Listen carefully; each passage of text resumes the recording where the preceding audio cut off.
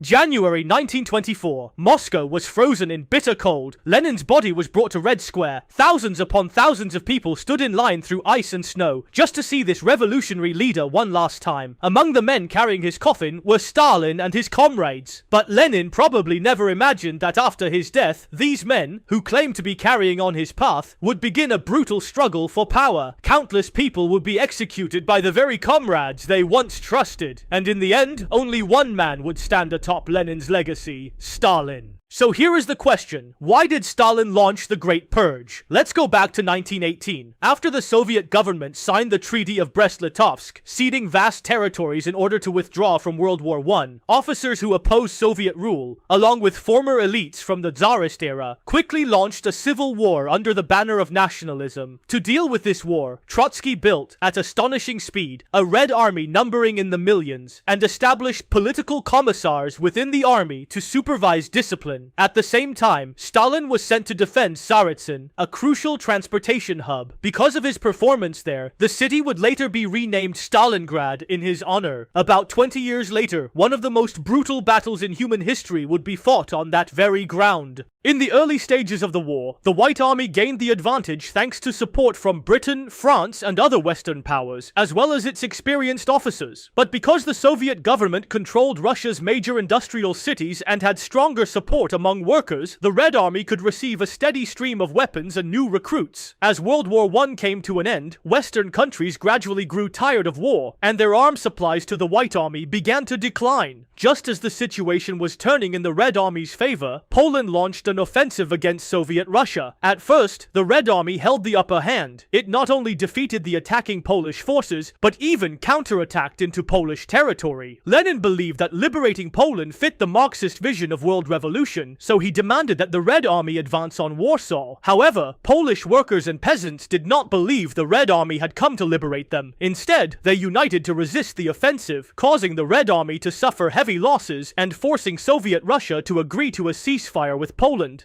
Trotsky accused Stalin of failing to support the attack on Warsaw. Stalin in turn believed Trotsky had no real military sense. He did not believe the Red Army could capture Warsaw. The conflict between the two men grew deeper and deeper, but the good news for the Soviet government was that the Red Army eventually won the Civil War, and the White Army was destroyed. In 1922, the Union of Soviet Socialist Republics was proclaimed. The Soviet Union had officially stepped onto the stage of history. By this time, however, Stalin had already begun to doubt the idea of world revolution. He had witnessed workers' movements rise in other countries after World War I, and then, step by step, fail. So he put forward the theory of socialism in one country. He believed that socialism should first be built within the Soviet Union alone. This stood in complete opposition to Trotsky's theory of permanent revolution, and the conflict between them became even sharper. By this point, Lenin was gravely ill. The Soviet Union needed a new leader, and in the struggle for supreme power, Stalin and Trotsky inevitably entered into a ruthless political battle. After Lenin's death, Soviet politics was mainly dominated by Trotsky, Stalin, Zinoviev, Kamenev, and Bukharin. From the very beginning, Stalin had a clear strategy. He never fought alone. He always joined forces with others before making his move. This was something Trotsky simply did not have. Trotsky was brilliant, but arrogant. He looked down on others, and within the party, almost no one was willing to support him. Stalin first brought Zinoviev and Kamenev to his side, forming the Troika. Alone, none of the three could defeat Trotsky, but together, they launched their attack, publishing articles claiming that Trotskyism was not true socialism. Trotsky quickly lost influence. After that, Stalin brought in Bukharin and turned against Zinoviev and Kamenev. As expected, they were expelled from the party. Next, only Stalin and Bukharin remained. But Bukharin was no longer able to compete with Stalin at all. Before long, he too was pushed out of the Politburo, and just like that, the age of Stalin had arrived. Originally, the political struggle should have paused there, but then came December 1st, 1934. Sergei Kirov, first secretary of the Leningrad Regional Party Committee and one of Stalin's most trusted subordinates, was assassinated. Stalin personally took part in the investigation, but not long after, Kirov's bodyguard also died in a car accident. Stalin still could not uncover the truth. He began to suspect suspect everyone. His former enemies, the opposition, might be preparing a vast conspiracy. This time, it was one of his subordinates. Next time, it could be him. So he decided to kill everyone who seemed threatening. The purge began. He appointed Nikolai Yezhov to lead the purge campaign, claiming that opposition forces existed everywhere in the country, in every social class. The scale of the purge expanded dramatically, spiraled out of control, and finally evolved into the Great Purge. The Red Army was devastated. Of the 5 marshals of the Soviet Union, 3 were killed. Of 16 army commanders, 15 were killed. Of 67 corps commanders, 60 were killed. Among the Red Army's 80,000 officers, 35,000 were repressed. High-ranking party